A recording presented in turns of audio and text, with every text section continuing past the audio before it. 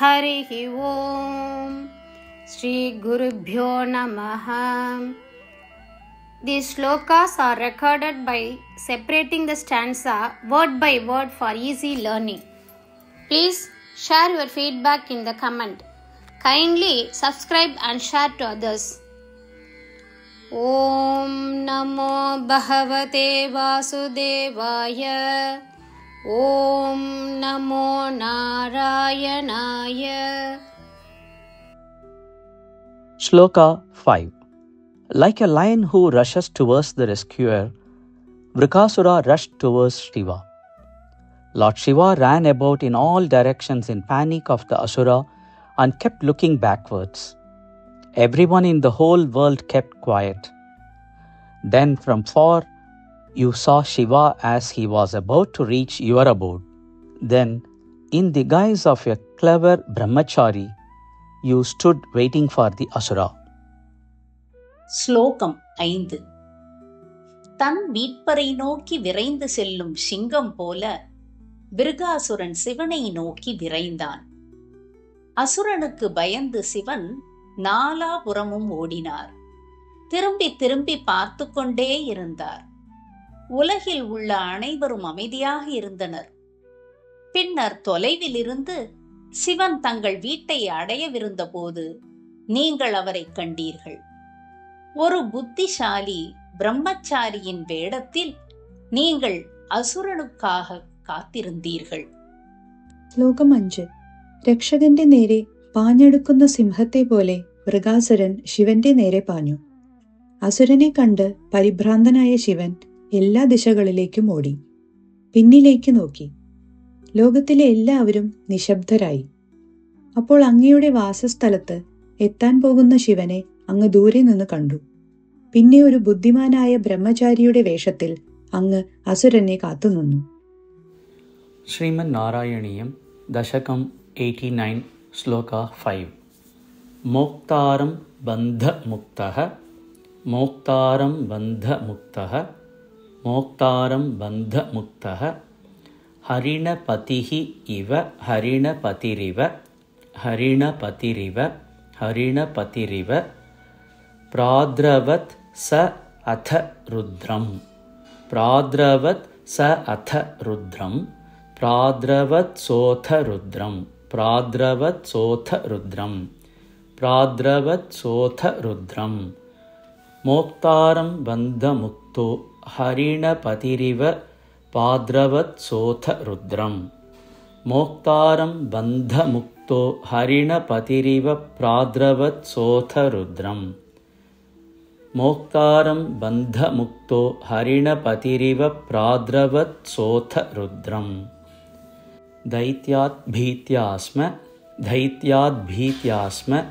ദൈത്യാദ്ഭീത്യാസ്മ ദേവഃ ദിശി ദിശി ബലത്തെ ദേവോ ദിശി ദിശി ബലത്തെ ദേവോ ദിശി ദിശി ബലത്തെ ദേവോ ദിശി ദിശി ബലത്തെ പൃഷ്ഠതഃ ദഗ്ധദൃഷ്ടിഃ പൃഷ്ഠതോ ദഗ്ധദൃഷ്ടിഃ പൃഷ്ഠതോ ദഗ്ധദൃഷ്ടിഃ പൃഷ്ഠതോ ദഗ്ധദൃഷ്ടിഃ ദൈത്യാദ്ഭീത്യാസ്മ ദേവോ ദിശി ദിശി ബലത്തെ പൃഷ്ഠതോ ദഗ്ധദൃഷ്ടിഃ ദൈത്യാദ്ഭീത്യാസ്മ ദേവോ ദിശി ദിശി ബലത്തെ പൃഷ്ഠതോ ദഗ്ധദൃഷ്ടിഃ ദൈത്യാദ്ഭീത്യാസ്മ ദേവോ ദിശി ദിശി ബലത്തെ പൃഷ്ഠതോ ദഗ്ധദൃഷ്ടിഃ മോക്താരം ബന്ധമുക്തോ ഹരിണപതിരിവ പ്രാദ്രവത് സോഥ രുദ്രം ദൈത്യാദ്ഭീത്യാസ്മ ദേവോ ദിശി ദിശി ബലത്തെ പൃഷ്ഠതോ ദഗ്ധദൃഷ്ടിഃ മോക്താരം ബന്ധമുക്തോ ഹരിണപതിരിവ പ്രാദ്രവത് സോഥ രുദ്രം ദൈത്യാദ്ഭീത്യാസ്മ ദേവോ ദിശി ദിശി ബലത്തെ പൃഷ്ഠതോ ദഗ്ധദൃഷ്ടിഃ മോക്താരം ബന്ധമുക്തോ ഹരിണപതിരിവ പ്രാദ്രവത് സോഥ രുദ്രം ദൈത്യാദ്ഭീത്യാസ്മ ദേവോ ദിശി ദിശി ബലത്തെ പൃഷ്ഠതോ ദഗ്ധദൃഷ്ടിഃ തൂഷ്ണീകേ സർവലോകേ തൂഷ്ണീകേ സർവലോകേ തൂഷ്ണീകേ സർവലോകേ തവ പദം അധിരോക്ഷ്യന്തം തവ പദം അധിരോക്ഷ്യന്തം तव पदमधिरोक्ष्यन्तं तव पदमधिरोक्ष्यन्तं तव पदमधिरोक्ष्यन्तम् उद्वीक्ष्य सर्वम् उद्वीक्ष्य सर्वम् उद्वीक्ष्य सर्वम् तूष्णीके सर्वलोके तव पदमधिरोक्ष्यन्तमुद्वीक्ष्य सर्वम् तूष्णीके सर्वलोके तव पदमधिरोक्ष्यन्तमुद्वीक्ष्य सर्वम् तूष्णीके सर्वलोके तव पदमधिरोक्ष्यन्तमुद्वीक्ष्य सर्वम् दूरात् एव अग्रतः त्वं दूरात् एव अग्रतः त्वं दूरादेवाग्रतस्त्वं दूरादेवाग्रतस्त्वं दूरादेवाग्रतस्त्वं पटुवटुवपुषा पटुवटुवपुषा पटुवटुवपुषा तस्थिषे दानवाय तस्थिषे दानवाय तस्थिषे दानवाय दूरादेवाग्रतस्त्वं पटुवटुवपुषा तस्थिषे दानवाय दूरादेवाग्रतस्त्वं पटुवटुवपुषा तस्थिषे दानवाय दूरादेवाग्रतस्त्वं पटुवटुवपुषा तस्थिषे दानवाय तूष्णीके सर्वलोके तव पदमधिरोक्ष्यन्तमुद्वीक्ष्य सर्वं दूरादेवाग्रतस्त्वं पटुवटुवपुषा तस्थिषे दानवाय तूष्णीके सर्वलोके तव पदमधिरोक्ष्यन्तमुद्वीक्ष्य सर्वं दूरादेवाग्रतस्त्वं पटुवटुवपुषा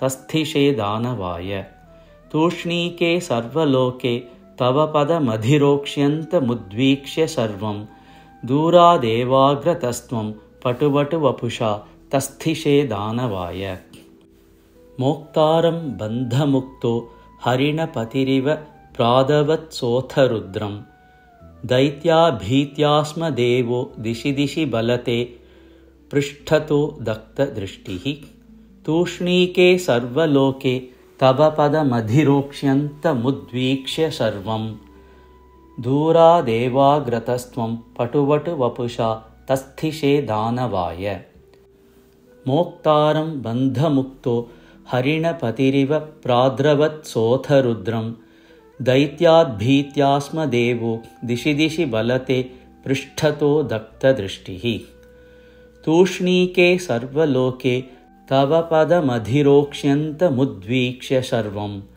दूरादेवाग्रतस्त्वं पटुवटुवपुषा तस्थिषे दानवाय मोक्तारं बन्धमुक्तो हरिणपतिरिव प्राद्रवत्सोऽथ रुद्रं दैत्याद्भीत्यास्म देवो दिशि दिशि बलते पृष्ठतो दत्तदृष्टिः तूष्णीके सर्वलोके तव पदमधिरोक्ष्यन्तमुद्वीक्ष्य सर्वं दूरादेवाग्रतस्त्वं पटुवटुवपुषा तस्थिषे दानवाय मोक्तारं बन्धमुक्तो हरिणपतिरिव प्राद्रवत्सोऽथ रुद्रं दैत्याद्भीत्यास्म देवो दिशि दिशि बलते पृष्ठतो दत्तदृष्टिः तूष्णीके सर्वलोके तव पदमधिरोक्ष्यन्तमुद्वीक्ष्य सर्वं दूरादेवाग्रतस्त्वं पटुवटुवपुषा तस्थिषे दानवाय मोक्तारं बन्धमुक्तो हरिणपतिरिव प्राद्रवत्सोऽथ रुद्रं दैत्याभीत्यास्म देवो दिशि दिशि बलते पृष्ठतो दत्तदृष्टिः तूष्णीके सर्वलोके तव पदमधिरोक्ष्यन्तमुद्वीक्ष्य सर्वं दूरादेवाग्रतस्त्वं पटुवटुवपुषा तस्थिषे दानवाय